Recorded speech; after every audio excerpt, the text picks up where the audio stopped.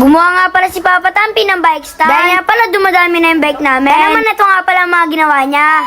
Yung araw nga pala nagbike si Papa Tampi. Papasok na nga pala ito sa loob. Napansin nga pala ni Papa Tampi na nag-iisa lang yung bike stand. Dahil nga pala medyo dumadami na yung sasakyan namin dito. Kaya naman naisipan nga pala ni Papa Tampi na what if gumawa siya ng bike stand. Dito nga pala pinag-iisipan niya ng mabuti. Dito nga pala tinitignan ni Papa Tampi kung anong materyales ang gagamitin. Buti na lamang ay meron siyang welding. Kaya naman meron nga pala siyang naisip. Kaya naman gagawa nga pala si Papa Tampi ng paraan. Dito nga pala inalis muna ni Papa Tampi yung bike. Dito nga pala pinarado muna sa isang tabi. Dito nga pala ni Papa Tampi yung bike stand na binili namin. Dito nga pala lumabas siya. Bit-bit nga pala yung bike stand. Nilagay nga pala kay Ready. At pupunta nga pala si Papa Tampi sa bilihan ng mga materyales. Bigla nga pala dito umabol si Ashlo. Lagi nga pala gusto sumama kay Papa Tampi. Kaya naman pinasama nga pala ito ni Papa Tampi. Dito nga pala gusto na magpahangin ni Ashlo. Nandito na nga pala sila sa bilihan ng mga materyales.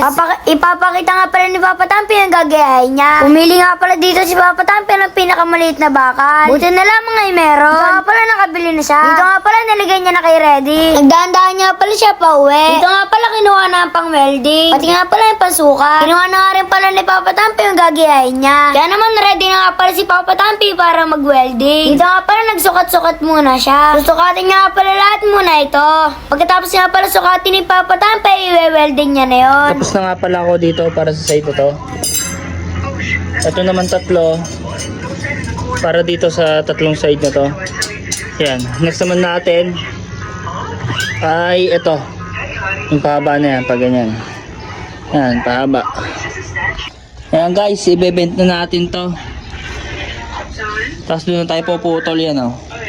Bent lang natin guys. Dali lang pala i-bent eh oh. Oh, diba? Ayan guys, na-event ko na nga pala, and then puputulin na lang natin dito para naman siya ay magpantay. Putol na tayo guys oh. Parehas sa parehas na yun dito guys oh. Diba? Oh.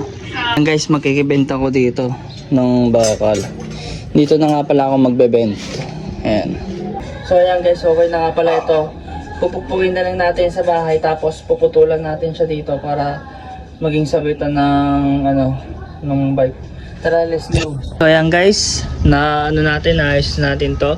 We-weldingin na lang natin mga katampi. Ito nga pala itong matapos.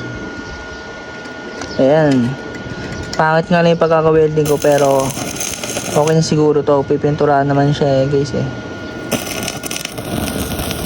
O diba? Okay guys, pagkatapos pipinturahan natin ng black. Ayan. Masasabi nyo sa gawa ko. So ayan guys, papakita natin kay Don David. Don David, ano masasabi mo? Ganda. Galing na oh. Ganaya ko yan oh. Tiba yan.